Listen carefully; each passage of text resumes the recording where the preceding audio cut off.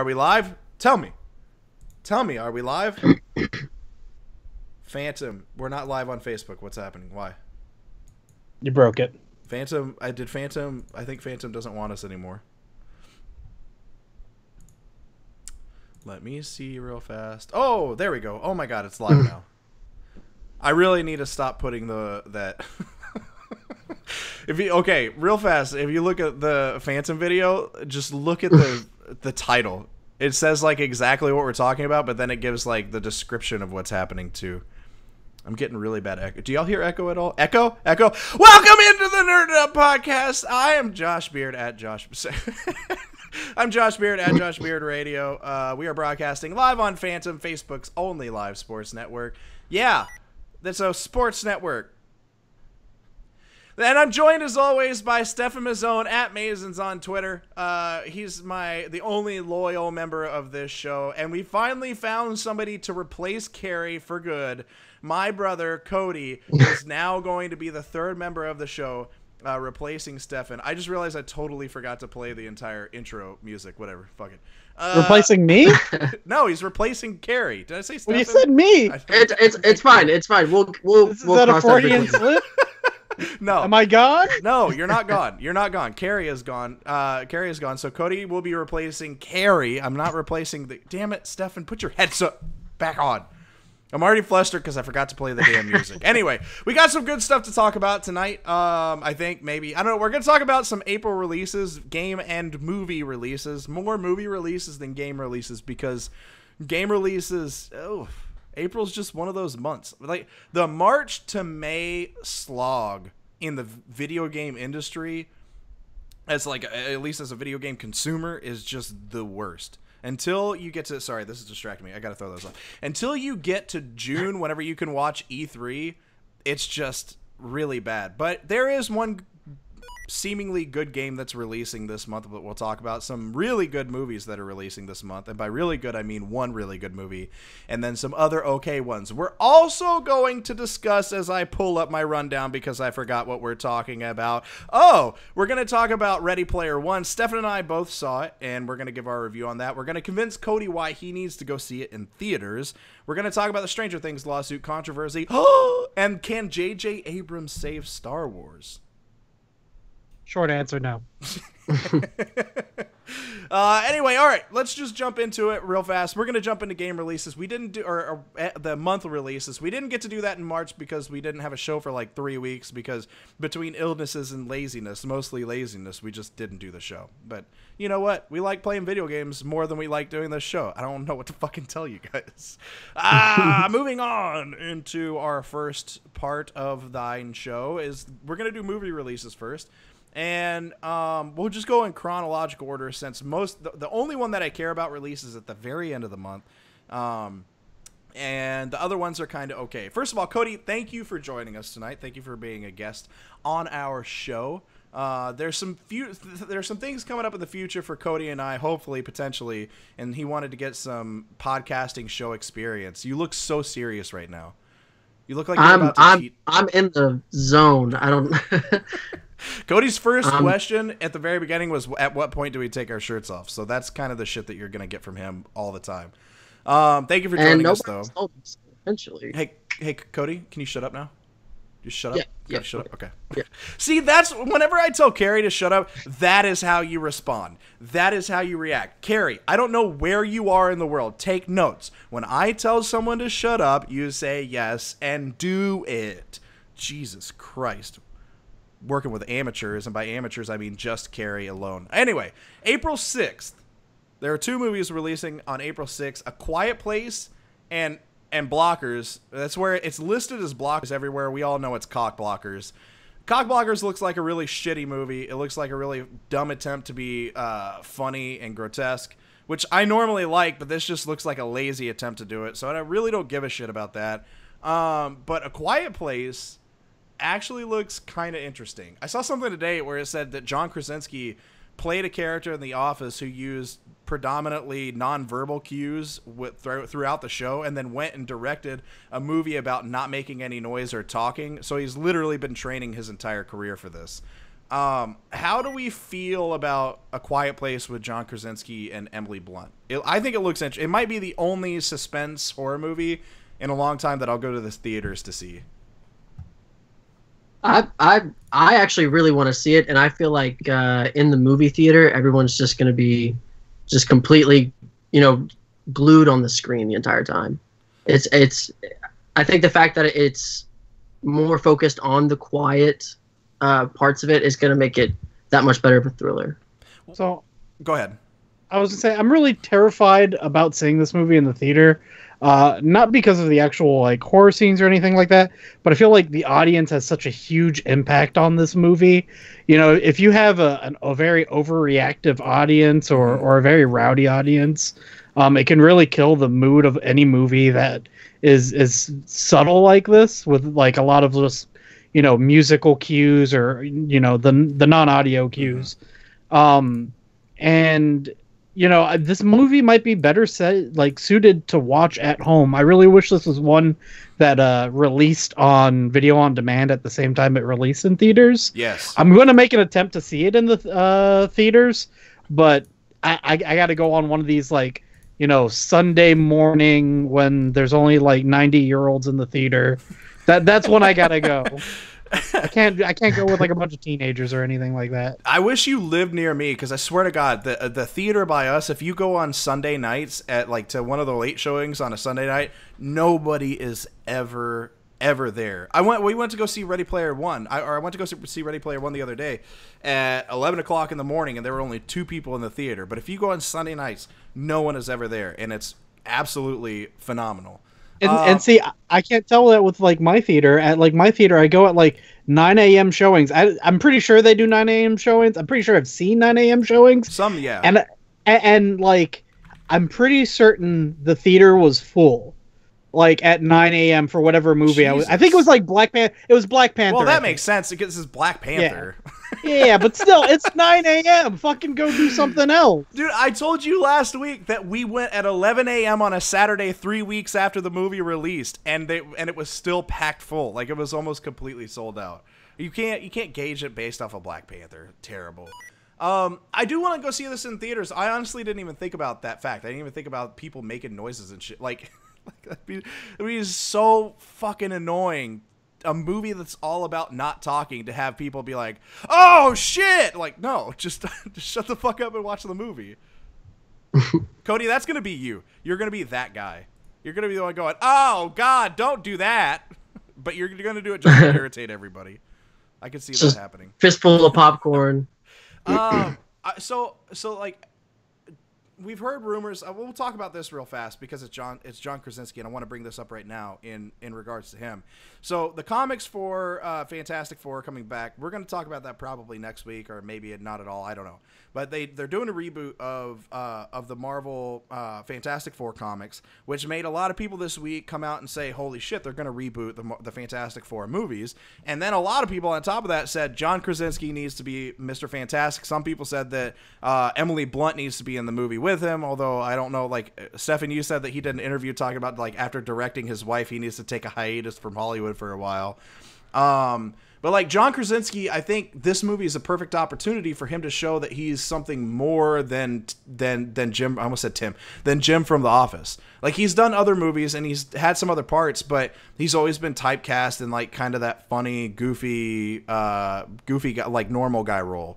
But this is a cool departure for him, where he gets to do something what's seemingly really, really cool, and show people that he could be more. Because when I told my wife, "Oh man, some people talked about John Krasinski being Captain America," she immediately goes, "I could never see him as Captain America." I disagree. I think he would have made. Obviously, Chris Evans was the right choice, but I could have seen John Krasinski as Captain America. I could see him as Mr. Fantastic, and I hope. If he decides to keep making movies and he doesn't take a step back from Hollywood after A Quiet Place, I would like to see him in more diverse roles like this than just being Jim. Because he's an underrated actor. The fact that he could convey so much meaning behind just his nonverbal cues in The Office shows you how good of an actor he is. There's not a lot of people that could do that, but I don't know. What do you guys think about John? I think John Krasinski in this movie could show that he's worth more than just comedy. Cody, you go. Cody, go. Go, Cody. Cody. I'm trying to picture it. I'm trying. And I love him too much. I feel too warm-hearted to him. I can't see him in like a very serious role because he just, I don't know. He's cute. He's such a sweetheart. He's a big old sweetheart. That's terrible. I don't think he's really typecasted for the most part. It's Jim's going to be a role that he's never going to be able to get away with, and for that matter, anyone in the office is never really going to be able to get away from that role. Right. That's just what happens with huge roles like that. But I think he's already done well as an action star. He was in the 13 Hours movie. Oh, that's true. Yeah. I never saw it. He's playing Jack Ryan in the Jack Ryan TV series. Mm-hmm. And his goal was always to be an action star. Mm-hmm. So he can do it. I don't think he's very much being typecasted as Jim, but you're going to see him at, it's the same thing like seeing Mark Hamill on screen. Every time you see Mark Hamill, you're going to be like, that's Luke Skywalker. What's Luke Skywalker, doing over there? But you can try to get away from it, or you can embrace it. Yeah. And I think you just embrace it and then show that you can do other roles. And I think that's what he's doing. Yeah, I honestly, I completely forgot about him being in those other movies. I never saw 13 Hours, and I really, really, really want to see him in this Jack Ryan show. I think that show looks really good. Maybe I'm wrong. I don't know. Maybe I'm just typecasting him. God, I'm such an asshole. Okay, I was waiting for somebody to tell me that I wasn't an asshole, but never mind. You are, but I'm just saying, you look at Rainn Wilson, also from The Office, and from what I hear, he actually hates the role of Dwight because he gets that whole, hey, look, it's Dwight, and he wants to try to get away from that role. And he did a couple TV shows shortly after. Right. He did that one where he was the alcoholic detective. I forgot. It was the name of the character was the name of the show. That lasted very shortly. He did the movie Super with Juno. I forgot her name as well. Ellen Page, that one. He's gonna try to dodge the role, but don't do that. Don't dodge roles. No. Take your typecasting if you get typecasted. Yeah. We'll talk about more typecasting when it comes to Ready Player One and Ty Sheridan in a minute. But I forgot about that. I didn't even put that in the rundown for the episode. Absolutely, we have to talk about that in just a minute. Okay, next up on releases, April 13th is Rampage. I don't want to talk about this for very long because honestly, I kind of don't give a shit. It just looks silly. You're wrong. Am I wrong? Okay? Tell me why I'm wrong on Rampage real fast. Rampage is everything that it needs to be, especially when you look at it compared to the games. It's literally giant monsters destroying a city and them trying to take a full movie with that. And that's all it needs to be. Just show me a flying wolf fighting an alligator. They took the monsters from the game and stretched them a little bit and made them even more insane than just giant lizard, giant monkey, giant wolf. But I just want to see stupid smash up screen on the big screen, and Dwayne Johnson's perfect for those type of movies. I'm not gonna say that I didn't enjoy San Andreas. It was a terrible movie, but it was really cool watching San Francisco get torn apart for all of an hour. Cody, what do you think? What do you think about Rampage before I just say why I'm over it? I'm honestly, it's a really tough question because there's part of me that's, when I first saw the trailer, I was disappointed. I was like, what? This is going to be terrible. There's no real story that I feel I would have gotten from playing the video games. But then if you think about playing the game, there's not really a story much other than you're just a giant monster, right? Smashing things, eating people. That's the point. So what direction do you expect them to take it in? If they're gonna make giant a movie, monster smashing screen. I can't. Yeah, I mean, yeah. Okay, that's the thing. They even got that as the main character. I'll be honest. That's the thing. I don't want them to take it in any direction. I just don't care. I just don't. I don't give a shit about the movie at all. Honestly, what it is I'm tired of all the fucking trailers. I'm tired of like Yeah. them pumping every time I've gone to see a movie since I think The Last Jedi or whatever movie I saw before that. They've been pumping me full of The Rock and giant animal monsters, and fuck, I don't give a shit. Like, I'll see this movie whenever it comes out on DVD. I'll probably love it. Like, I love bad movies. There are a lot of fucking movies that I will watch and I'm like, yeah, it's on. Like Star Kid. Oh, fucking Star Kid's on. Yes. And I'll watch it and other people are like, what the fuck is wrong with this dude?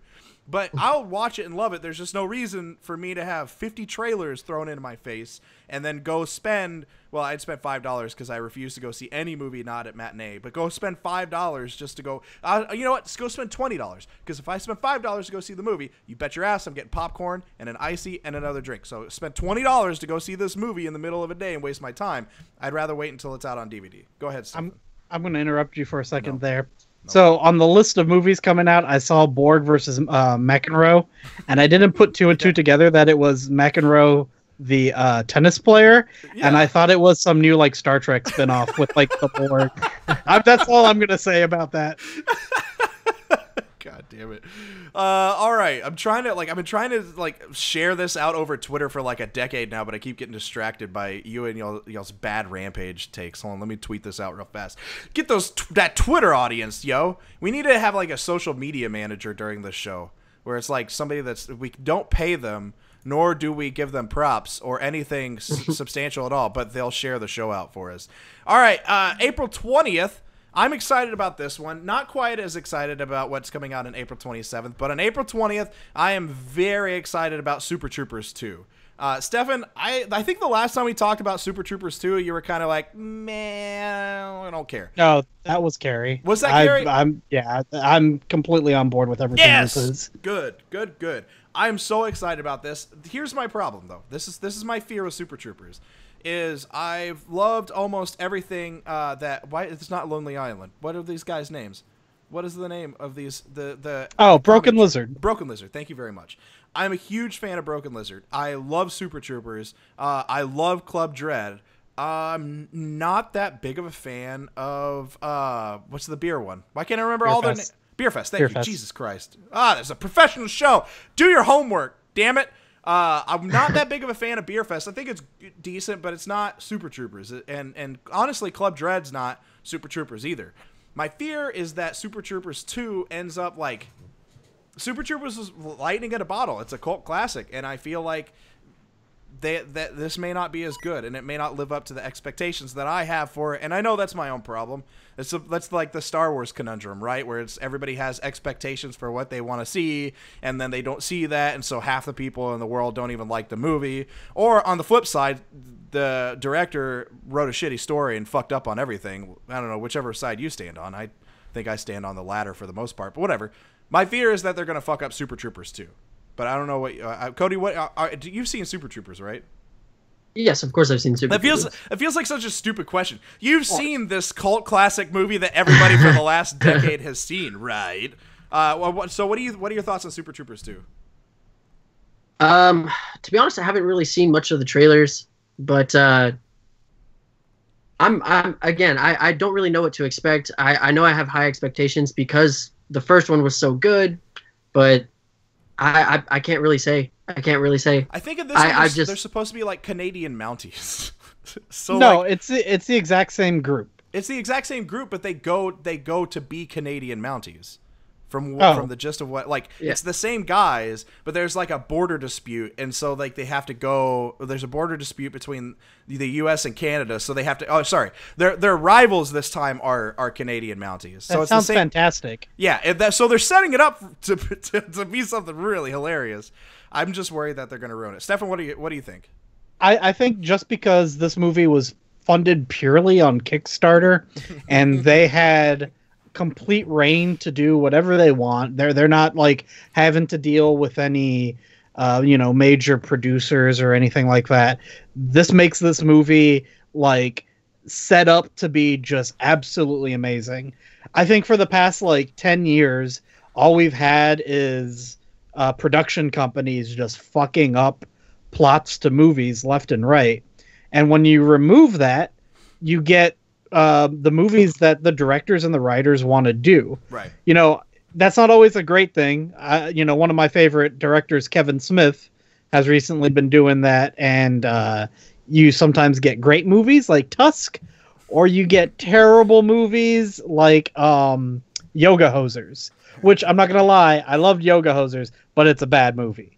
So I think it is set up to be something stunning, but it can just crash and burn like no one's business. I think you and I have the same problem. We both just love bad stuff. Like, things that other people consider bad, we're just like, yeah, I like that. But it's not because we like it because we think it's good. We like it because, like, it's, I don't know, we just, because it's bad. I just think any movie with the enemy called Bratzies, the Bratwurst Nazis, is like golden. I was gonna say Golden Globe Oscar material. Oh my god! Like, that's just fucking amazing. We got 14 comments and I haven't responded to a single one of them. I haven't been looking at the comments. Let me look. Okay.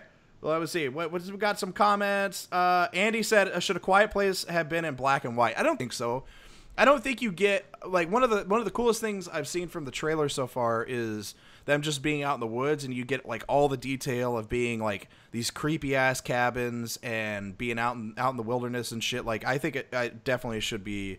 It definitely should have been in color. Zach said 13 hours was great. I should watch that. Andy says, like The Room. Yes, but, like, The Room's an obvious bad one to like. I think most people that watch The Room, unless you have no sense of humor at all, most people would enjoy The Room just because of how fucking terrible it is. But, like, Star Kid, I'm just gonna bring it up because it's my favorite bad movie that I like. I just like it because I think it's fun. It's not even that I like it because I think it's so bad it's funny. I just like it because it's fun. The dude, like, gets in a suit and it's like, oh, I gotta go to the bathroom. How do I pee out of it? And then it's like, psst, oh, how do I pee into that thing? It's like, I don't know, silly humor. Shut up. I don't know. I hate you guys. I think for the current, like, generation, that, like, this generation's Star Kid would probably be Monster Trucks, which I watched that the other day and I was like, this isn't so bad. I get it. It's like monsters and trucks. That's a great premise. Whatever.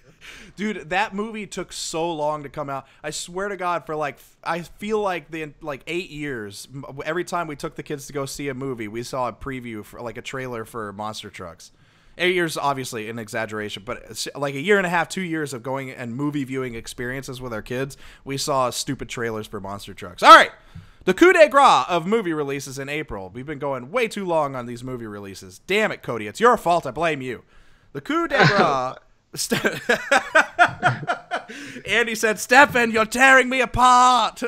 He said it wrong, though. It should be, you're tearing me apart, Stefen. Anthony Birdsell said Ready Player One was badass. I saw it last night. We're going to get to our review of that in just a second once we finish the April releases. I had a good time with it, but whatever. We're going to get in that in a minute. April 27th, final movie release, Avengers Infinity War. We talked about that a little bit when we saw about the Infinity War trailer, but obviously, like, I guess the only question I have to ask about this at this point is this the biggest release of the year? Like, is there any movie that's released since January all the way through the end of the year that can top this movie release? I don't think there's any movie that could top this release I'd argue say the only bigger release of this decade would be Star Wars: A Force Awakens. And this might, in fact, be bigger than Star Wars: The Force Awakens. The Force Awakens. Get it right. That's what I said. The Force Awakens. You said a force. Twice you said a force. The Force Awakens. But no, I think because we've just been being drip fed everything for the past, 10 years, 10 years, 15 years, 20 years. How long has it been? I don't know. I think we decided on 10 years. Yeah. Okay.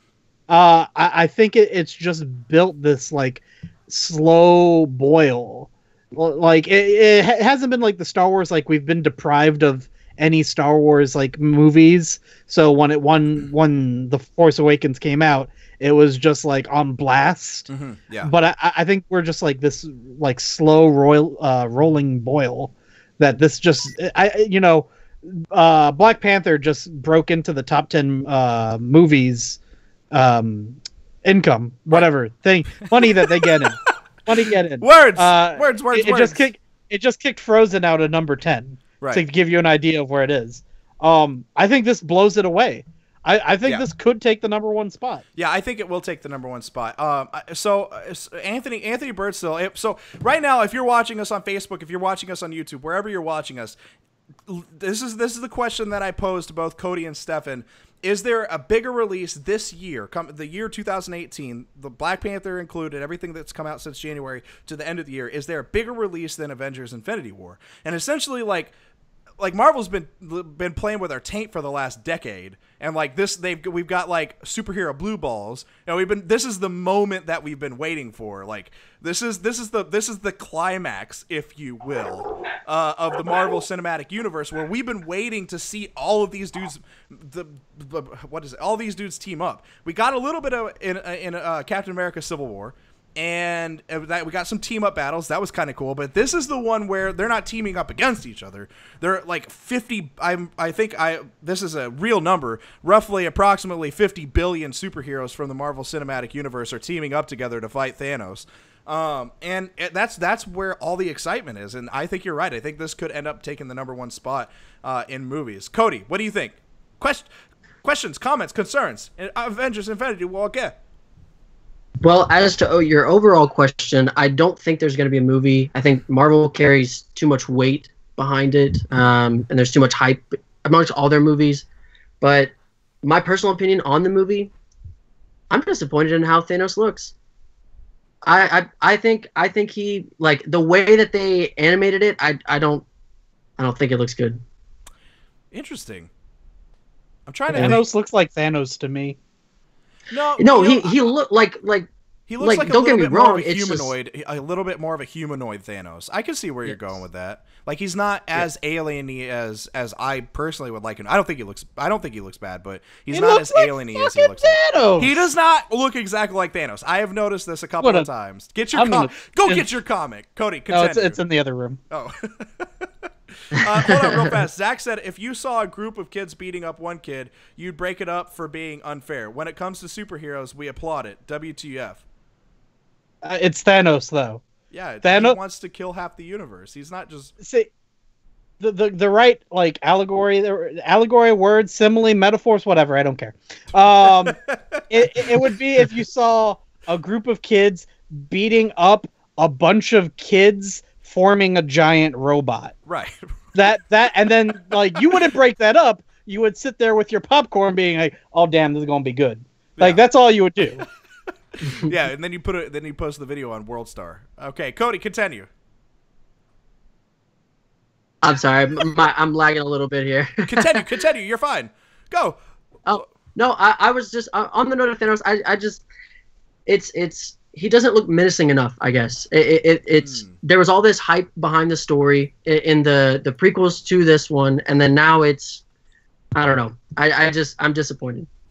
But I think it's going to be a good movie regardless. Don't get me wrong. I think it's going to be a great movie. I enjoy all their movies shamefully, but I will say why this. Shamefully? Ugh, we're going to fight because the formula is the same movie after movie. It's the same. It's the same Marvel family candy. Yeah, but I eat it up. I eat that shit up. I love it. Like it's so I'm gonna watch it. Don't get me wrong. I think they could have done better as far as the villain goes. All right, Stefen, what were you saying? I was gonna say I think the reason he doesn't seem as intimidating when we've seen him in the trailers is that pretty much all the trailers have shown Thanos by himself. And never in comparison to the other characters. The only real comparison shot that we have is, two of them. Thanos crushing Thor's head with one hand. Right. And Captain America holding his, like, fist back with both hands. So when I think we start getting more comparison shots where, like, when we have a side-by-side Captain America and Thanos, and you gotta remember, Captain America's, like, you know, a pretty massive guy. Yeah. And he's like towering like 3 feet above Captain America. He's going to start seeming like much more menacing. True. I the trailers, I guess, do focus just mainly on the introduction of the character and not necessarily the whole stature. So. Have we got... Sorry. video started playing. We haven't gotten any any early reviews, no early viewings of Infinity War yet, have we? I know they put out, like, Disney put out a big mandate, like, don't spoil this one, fuckers. And then they were like, Thanos will crush you if you spoil it. I don't know. I'm excited for it, and yeah, it's that Marvel family candy, and they've been giving me 10 years worth of Marvel Blue Balls, and then I'm gonna climax all over the theater whenever I finally get to go see it. My family may or may not be there whenever it happens. Moving on from April video game releases. Bam! Close that shit out. We're going to move on to April video game releases, and there's really only 2 games that I want to talk about. After that, we're going to move on to our Ready Player One review and talk about a couple of other things before we end this bitch. So we're got you for at least another 16 hours. Okay, so April video game releases, there's not a lot. Late April 20th, God of War is going to release. We'll talk about that in just a second. But on April 10th, there's this game that I've kind of seen bits and pieces of, and I finally watched some trailers, I watched some gameplay of it, and it's called Extinction. It's actually here on Forbes, where they have all the games releasing in April article.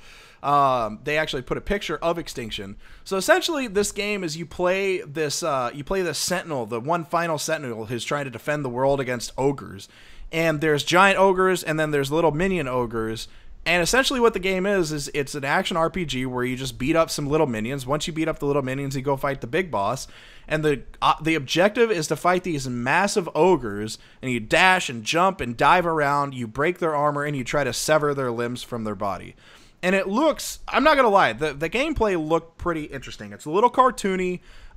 What it looked like to me was like a cartoony even more action RPG version of like Too Human, because there's a lot of like juggling in the air and jumping around and shit. It reminded me a little bit of Too Human, and it looks interesting, but it just looks like a game that you could get tired of really fast as well. I don't know if you guys have seen anything on Extinction at all. I got tired of just describing it. You got all right, then. Moving on to April 20th. See, I'm telling you, April is just shit for game releases. Moving on to April 20th. If you're interested in Extinction, don't say anything in the comment section, because I probably shouldn't have brought it up anyway. Hold on, we got some Facebook comments. Why hasn't there been a Voltron movie yet? Because they have an amazing series on Netflix. If you haven't watched that yet, Andy, you need to go watch that on Netflix. Anthony Burso said Disney would never say that. Well, they did. And then Andy says bleep bloop. I don't know what that means. We're moving on now. Hellblade: Senua's Sacrifice is releasing on the Xbox One, but I mean, most people have probably already played that on the PC or the PS4 at this point, so I didn't really want to bring it up because that game actually released months ago. The last one that I'm going to bring up on April 20th is God of War for the PS4, the PS4 exclusive. Ooh. I've seen a couple of people say that this might be the best installment that God of War series has ever had. What is our interest level in God of War? Cody, you go first. Do you have a PS4? I do not, so my interest is very low. Very low. What do you think about it? Well, the last God of War I played was, I believe, God of War 2. And that will give you a little bit of knowledge about where I'm at. But I liked this series. I thought it was really good. So I don't really know much about the game that's coming out, but I would venture to say it'll be pretty good. It looks interesting. He's got a son that he's trying to raise, and the son follows him around. Really, honestly, it looks like God of War: The Last of Us edition. It's kind of what I was thinking. Like, it's like, oh, you got a kid that you can kind of control it, and he's more nimble and quicker and can probably get to tight spaces and jump higher than Kratos. But Kratos is stronger and more physical and can dominate his foes. That's what it looks like to me. Stefen, what's your interest in playing God of War? Because you do have a PS4. Don't lie to me. I do have a PS4.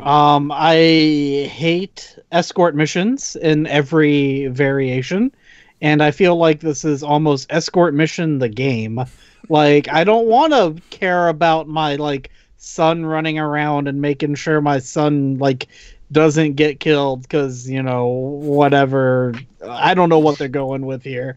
I haven't really looked too much into it. I get that he's now going to the Norse Pantheon and probably going to kill everyone in the Norse Pantheon for whatever reason he has. At least with the original God of War series, I got the whole like, he got screwed over by Zeus and now he's angry at all the gods. Yeah, that I understand. But like, what's he doing in Norway there? Why's he got his kid with him? This just seems like, I don't know, like ill planned. Like who thought he was? What was this, like a father-son bonding trip? Like, did he just go like, hey, let's kill Ymir, the frost giant? Okay, Dad. Like, I don't get it, but whatever. That's why I feel like it's like This Is Us, the God of War edition, or God of War, This Is Us edition, where they just threw a kid in there because people like that. Randy says she feels ignored. Randy, I was meant to read your comment and then I forgot. I'm sorry. Yeah, Stefen, you're up. Therefore, you didn't even bring it up. You can't just go in the comments as I'm trying to console You read her. the comments, I respond to the comments. I thought that was like the thing that we had. It is the thing, but you can't make me look bad when you're doing it. Randy, I do it all the time. Randy said earlier when we were talking about like the Avengers fighting Thanos, how like Zach had the question, how is it fair that all these guys can beat up on this one guy and we don't try to stop it, and because it's like Thanos. So her thing was, it's like little people trying to fight the Big Show, like a WWE reference for people that watch wrestling. I remember the Big Show though, so it's like I knew the Big Show whenever he was the Giant, not the Big Show. But it's like little people trying to fight the Big Show. There, I said your comment. Are you happy now, Randy? You haven't been very nice to me on Facebook lately. You, Stephanie Carey, have been making fun of me a lot, and it makes me sad in my fat little heart. Nintendo Labo kits are releasing this month. I forgot about that. The Labo Variety Kit and the Labo Robot Kit. How excited are we for Nintendo Switch cardboard sets? Not at all. Moving on. All right, so next up on the rundown, what we want to talk about. Okay, Cody... you're not going to get to talk a lot here. Actually, you are going to get to talk a lot because you're going to have to explain yourself to us. Stranger Things is in a bit of a lawsuit controversy. No, Stefen, not the haunted house thing. I will let you bring that up in just a minute. But Stranger Things is in a bit of a controversy. Apparently, they're being sued. Oh, snap. Something went wrong. Apparently, they're being sued by a director that says that he created the idea of Stranger Things, and it was ripped off by the Duffer Brothers of his 2012 short film called Montauk. Now, this guy, what's his name? Charlie Kessler says that he created the short film Montauk, and he said he met the Duffer Brothers and pitched the idea to them. They say they have no recollection of meeting this guy. They've never met them in their life before. And from what I've looked up, Montauk is about the town of Montauk, which has a military base, or an old decommissioned military base near it, where a lot of strange shit used to go on in that town and in the area because of stuff that the base was doing. A lot of strange paranormal claims that come out of that town. And this guy did this short film in 2012, but there are like other short films and books and like a bunch of other shit about Montauk, and specifically about this military base that do strange things. Stranger things. So in my opinion, I think this dude's claim is pretty shit. I don't think he has much of a claim in the lawsuit because he pitched them some stupid short film that he did, and then they decided to steal the idea. Maybe they did, maybe they didn't. But unless they stole characters, unless they stole an actual system, unless they stole like every single idea that he had, I don't see that they have any that he has any claim against them. But here's the thing with Cody. Cody has not seen Stranger Things. I have seen the first episode.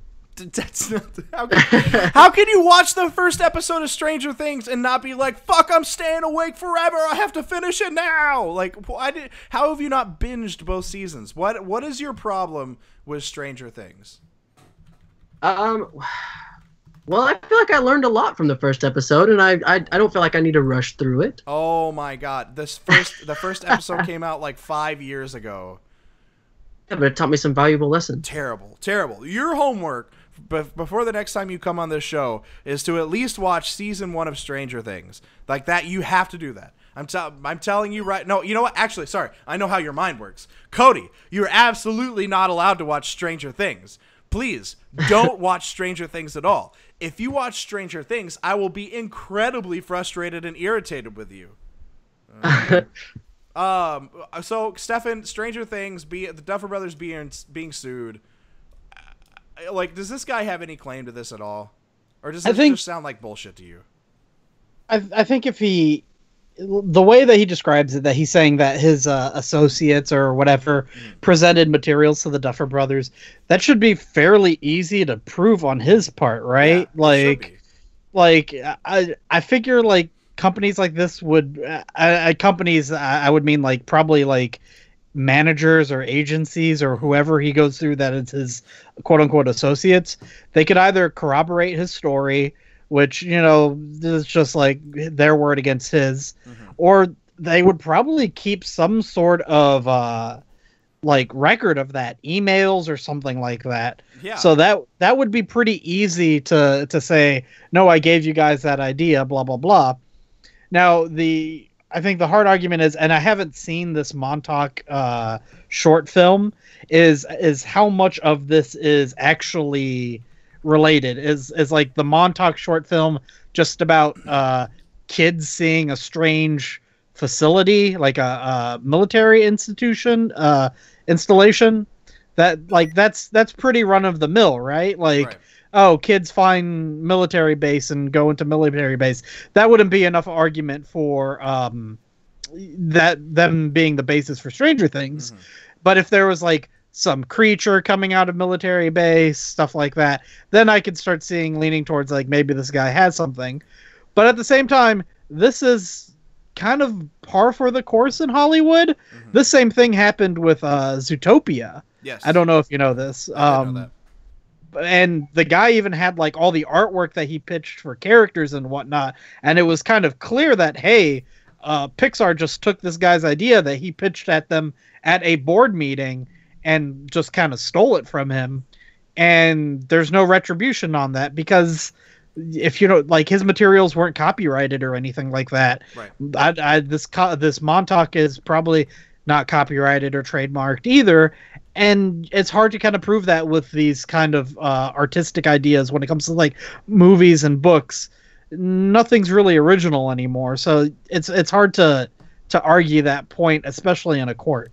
I'm gonna see. Okay, this may be a really good thing, or this may be a really bad thing I'm about to do. But I'm about to click on the Montauk short film trailer, and we're gonna watch it while we're doing the show. You guys, I don't think you guys are gonna be able to hear it, but we're gonna watch it. And I'm gonna see what this is all about. Hey, that's 40 seconds. Go for it. Hey, wait.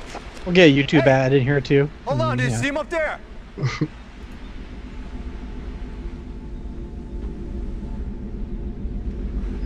This looks terrible.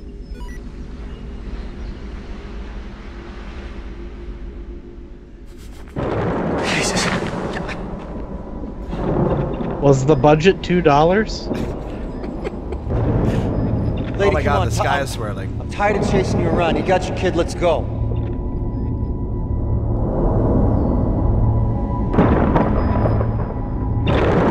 Oh my God! Whoa! Oh! It's the dumbest fucking thing I've ever seen in my entire life.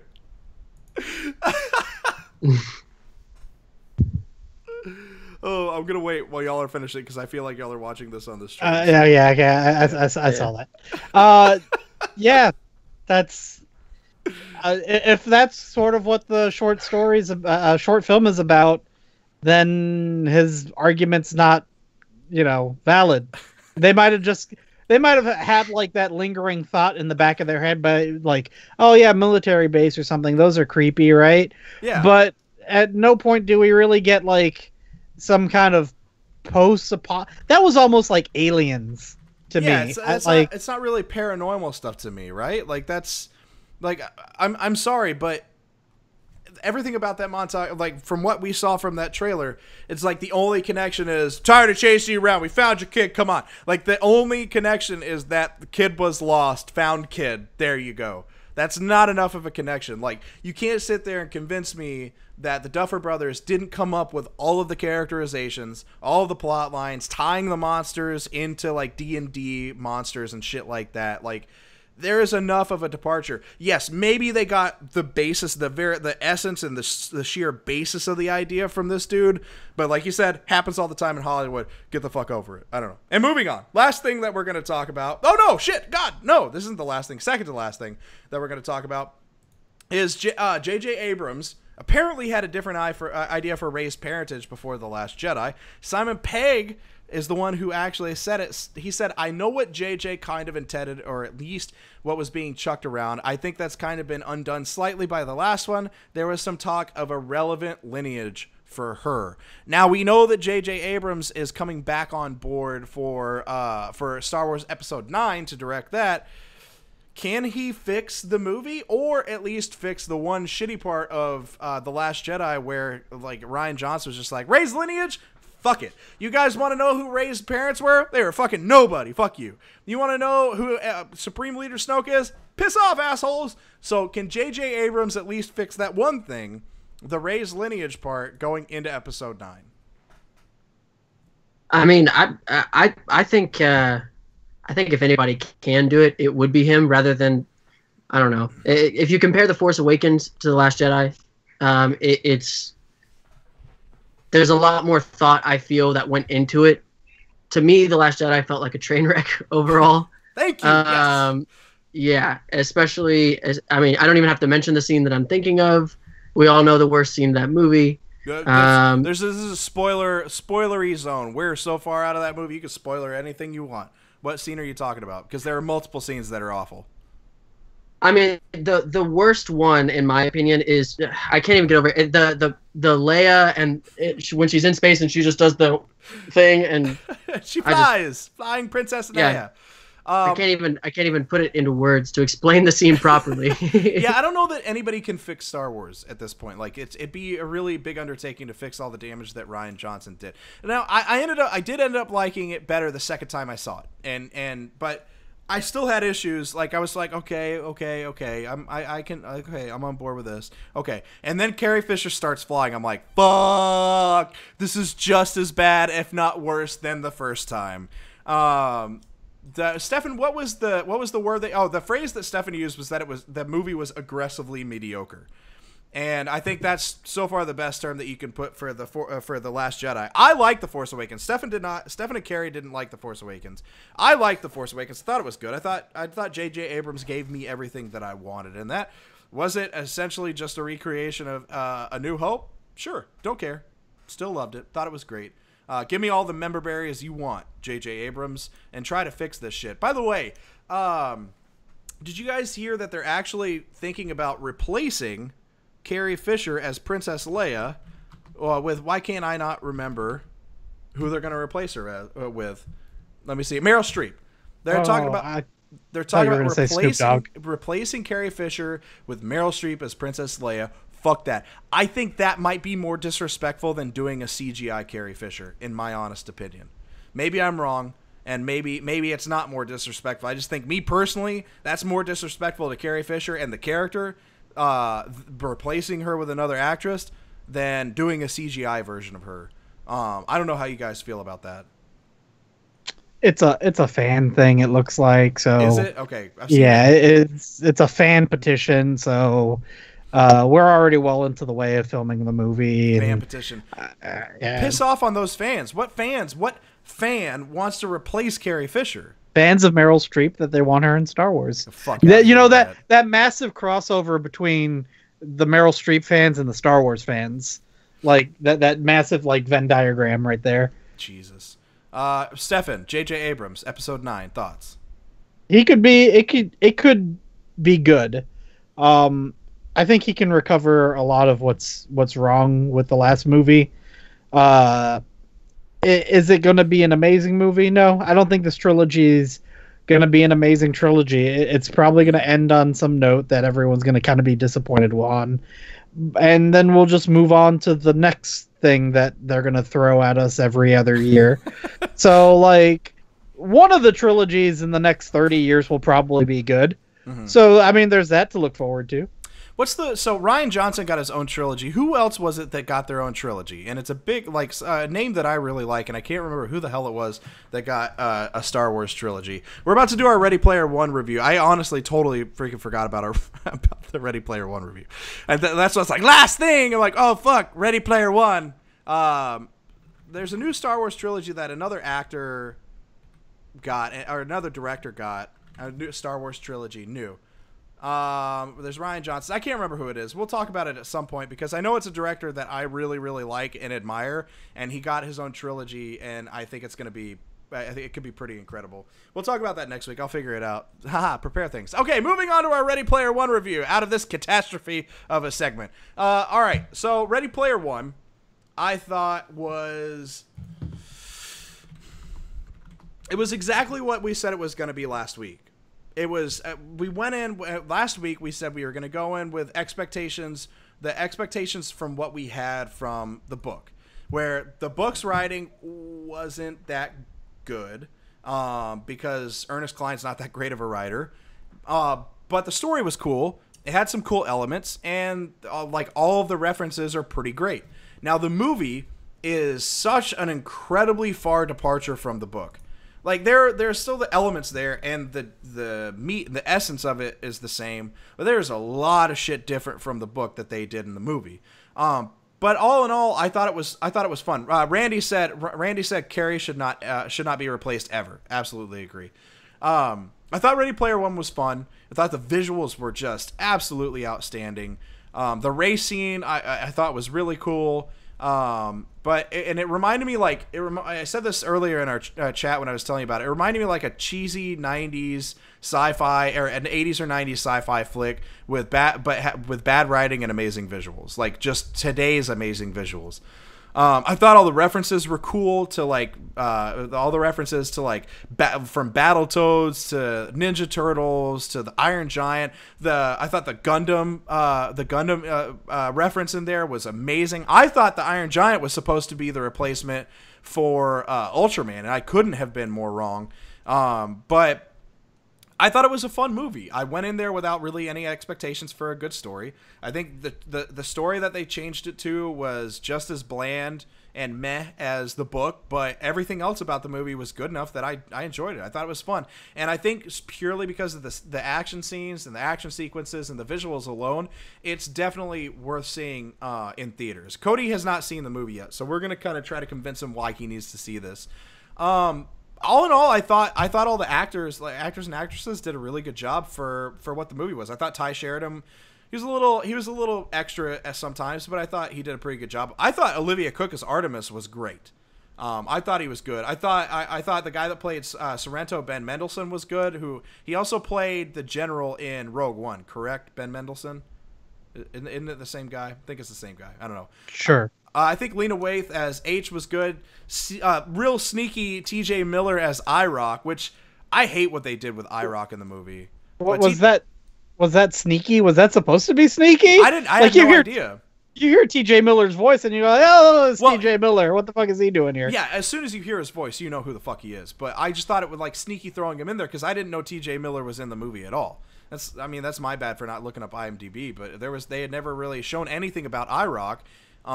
So I didn't know. I wish here's what I wanted from the movie. I wanted the way they explain Halliday's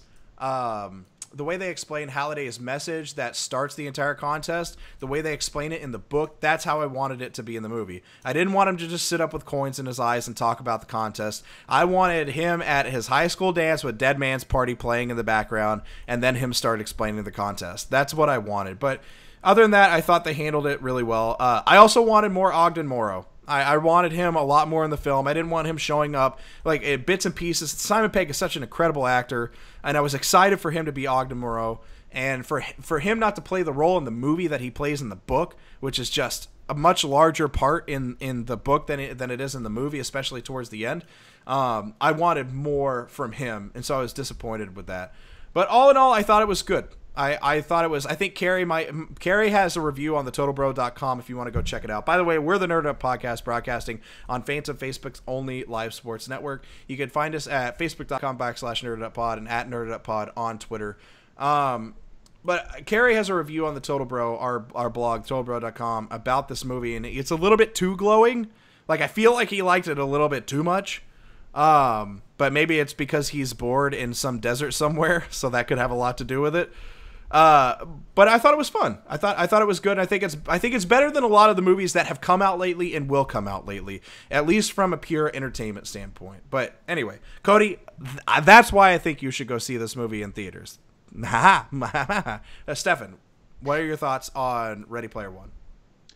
So, turning off your brain and kind of ignoring the source material, and kind of expecting like a very like plot driven, character driven movie. If you just ignore that, then it's a fine movie. It's a fine spectacle movie. You know, the set pieces are really good. The cinematics are very, very good. And it's got that like little tinge of Steven Spielberg like esque, like kind of try to pull at your heartstrings a little bit. I feel like out of all his movies, this might fall flat the most, however, just because there is like a huge lack of character development. Yes. And I think that's just the way that they treated the movie. They sped everything up. I mean, if you know the book takes place over the course of, I believe it's at least a couple of years, right? I think it's at the very least 1 year. But I think it's supposed to be almost 2 years, because we talked about last week how the book's just like, and then I hung out with Daito and Sho for a year. And you're just like, oh, okay. Okay. Yeah, it was like 1, 2, skip a few. All right, now we're here. So I think that's part of the problem, is that they just kind of sped everything up, and they tried to make this movie a constant like chase sequence. Yes. Almost sort of like Mad Max. Mad Max is just really one long Fury Road specifically is one long chase sequence. And I feel like they almost tried to go with that sort of feel, where it's always like, all right, where's the next step? We gotta go. And that this movie doesn't really excel at that, because you're just supposed to sort of at points in time kind of like sit back and enjoy the puzzle solving. Yes. Yep. You know, because at the end of the day, there's a bunch of these puzzles that need to be solved, and they just speed it up too much, I guess. Kind of like, one of my favorite things is the change from the book to the movie. The second puzzle in the movie is all about Stephen King's The Shining. Yes. In the book, of course, it's about Matthew Broderick and War Games. I think my Kara, the wife, is reading it to the kids, and she just got them through that part of the book right now. Right. In the book, it makes sense where he's like trying to recreate the movie War Games, like line for line, and get like a high score, and eventually, gets the key to the gate. And that makes sense on paper, but doesn't like really translate well to a movie. Visual, yeah, that's why I thought the race was like replacing finding a vault and playing Joust with a race was a cool idea too. And that when I told my wife, they did that. She's like, "Why would they do that? It's such a cool thing." I'm like, "Yeah, because when you're reading it, you can visualize and have fun with all the stuff. But like when you're watching a movie and 70% of the people who are watching the movie haven't read the book, like it needs to be more visually stunning." So I thought that was a good idea. Right, and I think The Shining, incredibly well done, by the way. That looked perfect. It was awesome. It still sort of like fell a little short to me, because it was like, okay, now we're in The Shining, and then we got to solve this puzzle, and then oops, we got it. And it's sort of like, someone mentioned this earlier, Parsifal is a do-nothing character in this movie. Everyone does everything for him, which is very different from the book, because he's able to like piece together the puzzles and kind of solve it, whereas pretty much everyone else does that for him in this movie.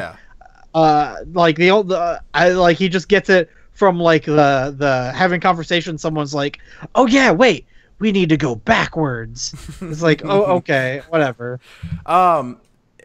Yeah, and that was one of the big issues that I had, is like I felt like Wade Watts just had nothing. He wasn't the same. He didn't have the same feel to him in the movie as he did in the book. Here's one of my issues, because you brought up how they sped it up. It's like you jump into the movie and he's just walking. He's like, "H, the race is about to start," and you get like, "H, the race is about to start," and then finally, like 30 minutes into the movie, they bring up, "Oh, my parents died," and they started trying to build his character, but you're already a quarter of the way into the movie, and it's almost like they expected the majority of people to have read the book before. It's like Ernest Cline was like, well, obviously the entire world read my book, so let's just start it off because everybody knows Wade Watts' backstory, right? And it was a little irritating from a movie viewing perspective where it's like, well, I know the backstory, but let's pretend like I don't know his backstory and tell me that. And yeah, the speed of it, like that's what was too much. Honestly, what they could have done if they wanted to make the movie better than the book and they wanted to make the movie amazing, 2 movies. Make it 2 movies. I think breaking it up into 3 for all 3 of the keys would be too much, but breaking it up into 2 movies where like the first movie is him working towards getting the first key, and then it ends with him getting the first key, and then movie 2, he gets both the second and the third keys and unlocks everything. I think they could have made a phenomenal movie that way.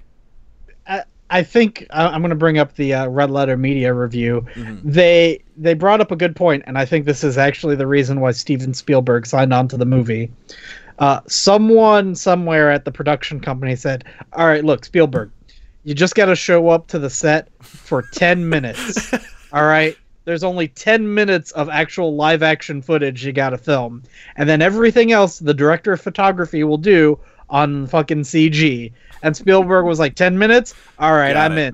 I'll take my $2 billion, please. Like, that's what I expect that went. So they probably didn't want to pitch it as like, especially an IP that was kind of iffy. Mm-hmm. Like, yes, the book did very well, but it's sort of a niche genre. Yeah. And you don't know how that's going to go. You don't have any like really big names attached to this movie. So, they probably just said, Spielberg, you're the big name attached to this movie. We don't care about our actors. we got Ty Sheridan, who was typecasted because he wears visors like Cyclops and X-Men. Yeah. I didn't even realize that. That's hilarious. That he was typecasted because he's got big lips and a big nose, and you can say, "Oh yeah, it's Cyclops. It's that guy." Oh, I remember him. By the way, I stopped listening to you like 3 minutes ago because you said niche instead of niche. I hate that. Oh, it's so dirty. Cody, how do you say that word? Niche or niche? I say niche. Oh my God. That's just, I hate both of you. Hate both of you so much. All right. That is the Nerded Up Podcast, broadcasting on Phantom Facebook's Only Live Sports Network. Thank you for joining us tonight. Cody, thank you so much for joining us as a guest. We'll do this again. Watch Stranger Things Season 1 and finish it all before you ever come on this show again, or else we will put you in the corner. I am Josh Beard at Josh Beard Radio on Twitter. He is Stefen Mazzone at Mazons on Twitter, a.k.a. the man who never tweets, so I don't know why I keep giving out his Twitter handle, but I'll keep doing it because that's what I do. You can find us on Facebook.com/NerdedUpPod. You can find us at NerdedUpPod on Twitter. Check us out on iTunes, Google Play, and Podbean. But better than that even, check us out on YouTube and on Facebook on Phantom, Facebook's Only Live Sports Network. Got to make up for a branding that I forgot about halfway through that thing. Thank you so much for watching us. Thank you so much for all of your comments, and we will catch you next time.